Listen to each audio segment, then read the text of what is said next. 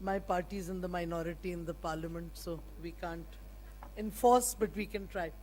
Now the third speaker, Aqab Malik, is going to talk on irregular warfare, which is an extension, basically. Shall I go? That's nice. Okay, why is there a message?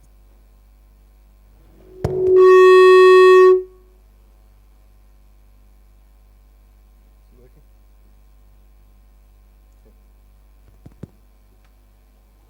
Well, it's discouraging, isn't it? I'll wait for the disruption to finish. My name is Aqab Malik. I'm an assistant professor in National Defence University here, Department of Strategic Studies. I've been asked to talk about irregular warfare primarily because I've had some experience in that field for the last 15, 16 years in Afghanistan and other countries maybe. What I would like to indicate, however, is these views are my own. They do not represent NDU, nor do they represent the government of Pakistan. So any criticism will be my own, and I will take that. I'm going to introduce the talk here today in this outline, just the basic issues I'm going to talk about, and if I have time, I'll try to just elaborate upon the WMD threats that Pakistan faces from within as far as the irregular issues are concerned. This is Pakistan and India, the South Asian subcontinent at night. I tried to find a map without borders, primarily because most of the maps with borders tend not to display Pakistan in a favorable light, which would not have been conducive to me, in fact, here, had I displayed those. So, but I wanted to highlight how significant this region really is. Irregular warfare is essentially about something that is not conventional. It has many different terms. And I'm going to introduce those as this talk progresses. But essentially what I wanted to talk about and concentrate about in South Asia, the dynamics, and what are under the situation here is quite uncertain. We face an uncertain future primarily because we have a massive number of complex emergencies occurring in this region. Not just Pakistan, India faces immense problems. However, they do not highlight those in the media, and they have taken advantage of information dissemination tools throughout the global environment to project their own image in a favorable light, which is unfortunate because Pakistan is not doing so. This environment is beset by terrorism, asymmetric warfare, extreme radicalism. We are engulfed for our own survival, but we maintain that survival because we have a credible deterrence in the field of nuclear issues.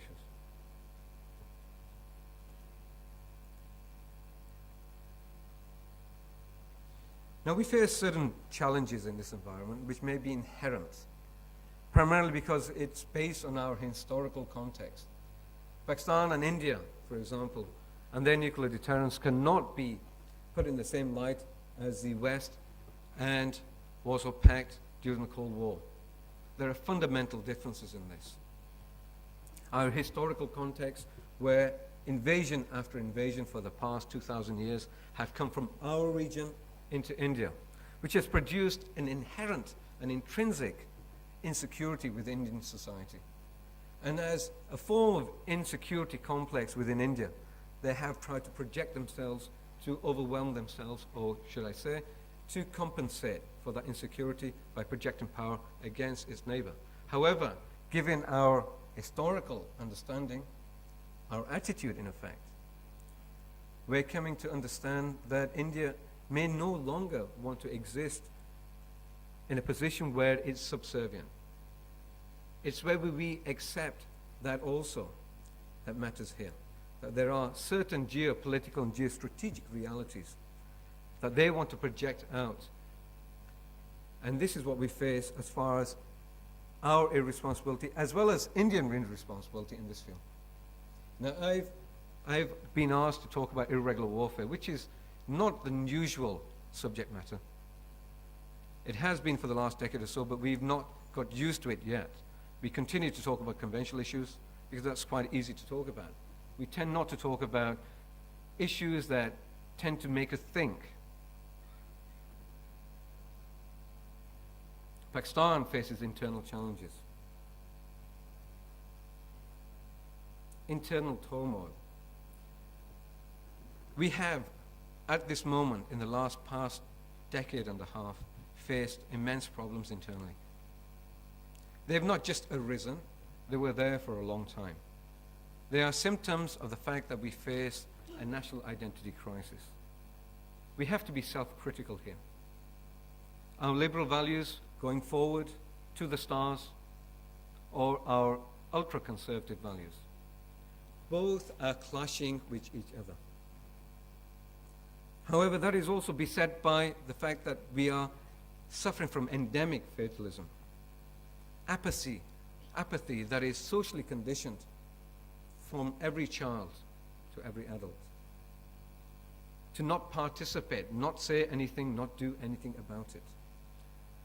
And that has resulted in a massive miscomprehension within the political leadership, which has been seen over the last 5-6 years, in fact, during the PPP government, as well as the government at the moment, which I feel, personally, has failed in its task to change the realities on the ground for the general population. We talk about Sun Tzu's famous adage. I teach this quite often. Know yourself and know your enemy, and you will not be imperiled in 100 battles. But what does it mean to know yourself? It means you need to understand what your problems are.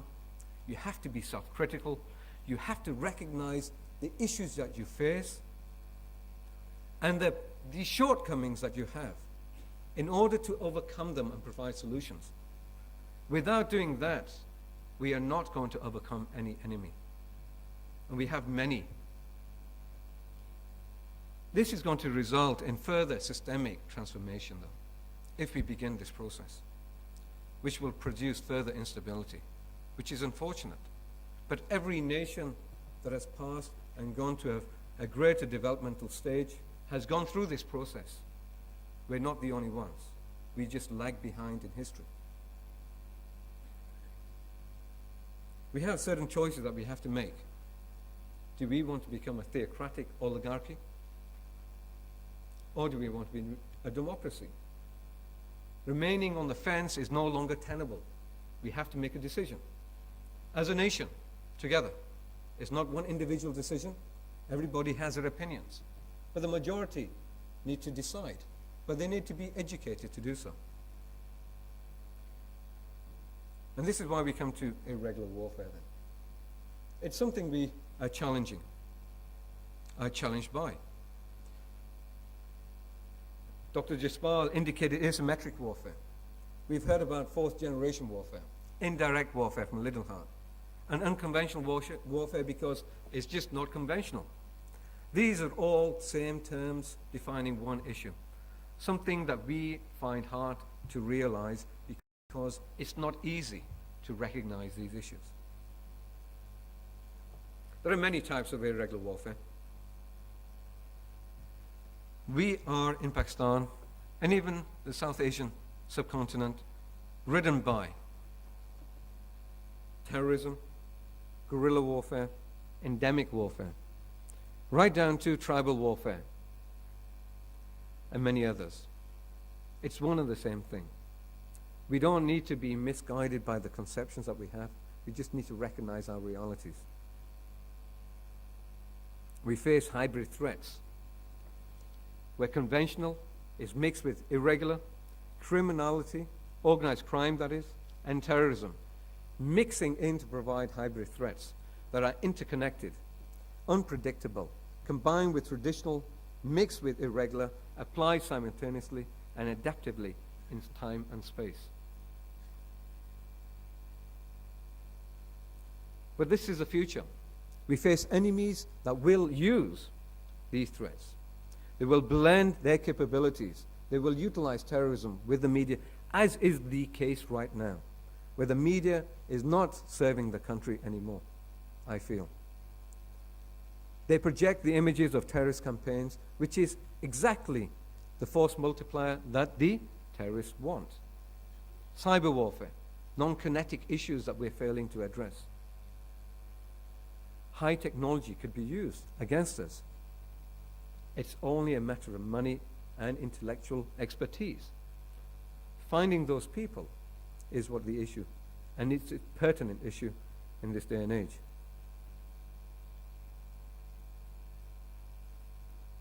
So we face domestic threats, threats ranging from militants, extremists, terrorists, which are religious in orientation or ethno-nationalist, Baluch separatist or sectarian, Muslim fighting Muslim, a variety of them. More than can be imagined, over 70 or 80 groups contesting that political vacuum that exists throughout the country.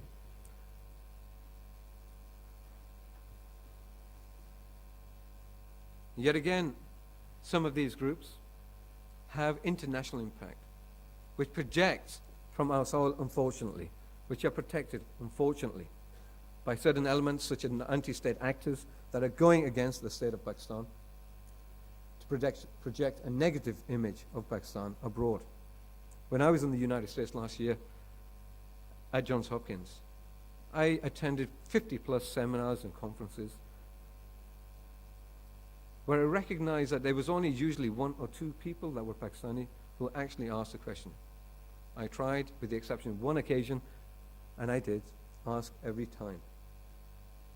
However, it's not the responsibility of one person to project an image of Pakistan which is absolutely negative in the States, in Europe, in Asia, in Africa even. We are failing at this task. What is the rationale of these irregular actors, these anti-state actors? They would like systemic and structural change. However, they renounce Pakistan's constitution, renounce what you would want to do in the future. They are not your brothers. I have experience with them in and out of Afghanistan. I began to understand what they wanted, what they want for themselves. Maybe the large percentage of this country would like that. I would like to feel that we would like to live in a tolerant society, that tolerance is everything, but they would like that intolerance. Yet again, there are strategic rationale there. Justice, which is not being provided. They are absolutists, and they feel that Islamic Sharia will bring them a future that has not occurred since the first 4 caliphs at the beginning of the Islamic era, 1400 years ago. The world has moved on. There are core grievances, though, structural realities we need to face. Discrimination, political agencies that were set up during the British time. We continue to subdue our own people. We restrict their rights, provide collective punishment. We're no political parties. Why would they want to be part of Pakistan if we don't give them a chance to be part of Pakistan? The anti-state actors are fueled by this. So we must be critical about ourselves also. Why are we allowing this to occur? There are external factors. The US invasion of Afghanistan, US foreign policy is bandied about, European foreign policy. But I feel sometimes this is an excuse also. Although US drone attacks, agreed or not agreed by the public or the government, do we face a government in the United States that accepts what we say or not? We need to have a solidified stance and take responsibility, but that requires sacrifice.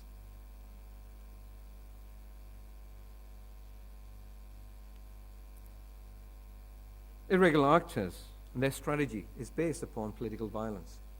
Now, Jaspal talked about the media, the information sphere, which acts as a force multiplier.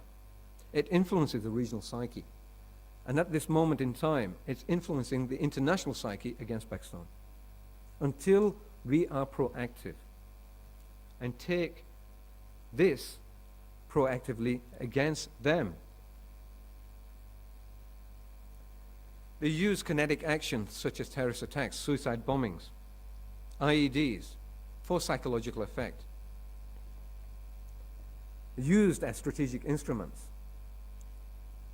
to force long-term economic, military, and cultural and political changes in the society. They're degrading local and regional governance, which provides a certain amount of vacuum which they are trying to fill, which they did for a time period in 2009 and before.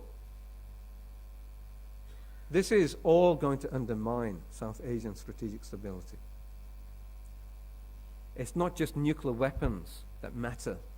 It is our own understanding of ourselves that matters, and how we project that to the world. So unlike the Cold War, we have disputed borders, asymmetric relations with India, limited time reaction, a few minutes, not half an hour. When the missiles go, they go, and that's the end, literally.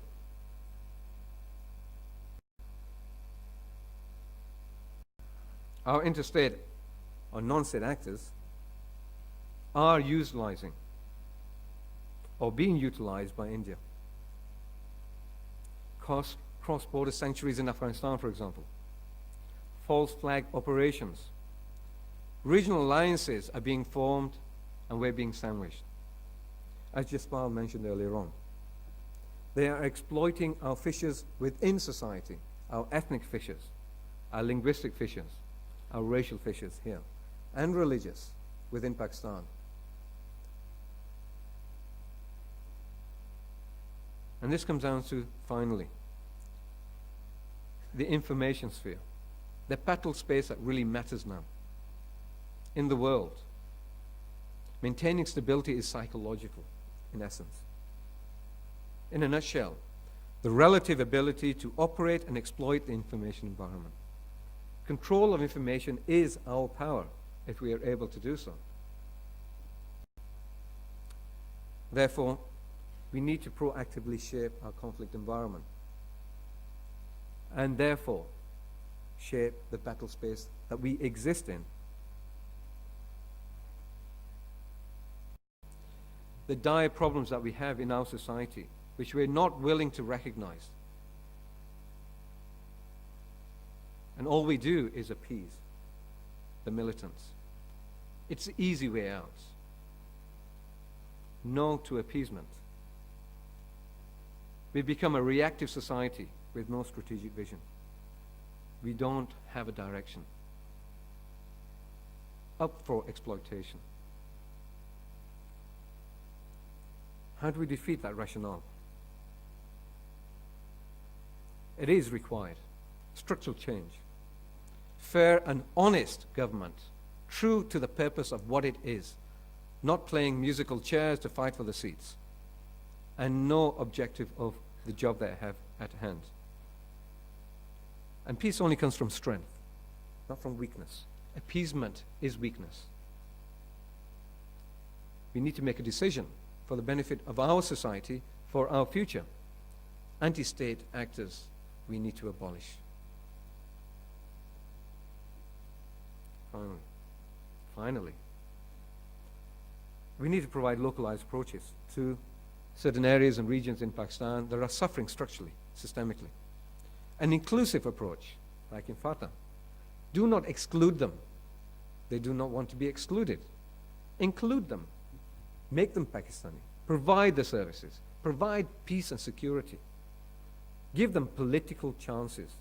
Let them say what they want to say, but within the political dialogue that is necessary. That requires democratization of the national psyche, a true democratization, and provide true justice, not the fallacy that we've been brought up in. Thank you. I think the floor is now open for questions. We'll take a couple of questions at a time. Please keep them short so more and more people can get a chance to ask questions. and just identify yourselves. Yeah. So is a reply to Ali. I've got to agree with Jasbal, which is quite funny, really. I find, in respect to Iran, this is no religious basis. This is a matter of the way the state system works in the world. There are no friends. We've seen this ample times now in the last couple of years with the leaks by Snowden, the surveilling of Germany and France and other countries by the Americans and the British. It indicates one thing only: you can't trust anybody. There are no friends in the current system. And if you have a state, as Jasbal mentioned, that has a pact with our stated enemy, you have to be watchful. We have to prepare. Making elaborate announcements that they are our friends and brothers is an emotional response to a strategic issue. And emotional responses get you into trouble. As far as the Gulf states are concerned, I still view clearly that much of the funding that's coming through TTP, as well as a lot of militant groups, are because they have strategic interest in maintaining instability in Pakistan. For whatever their rationale is, instability in Pakistan produces instability between India and Pakistan. That is not in our interest. If they are our friends, as they say they are, then they should rein these people in. It's pretty simple. Money talks. But the power is in the state. And if they can't do this, what can they do for us? We have to be watchful there also. Not everything's about money, really. Taking money from here or there or everywhere. We have to have some dignity and self-respect. We can't keep our heads down all the time. We have to lift our heads up and be a proud nation. This is what we're lacking, I find. And when I mentioned earlier on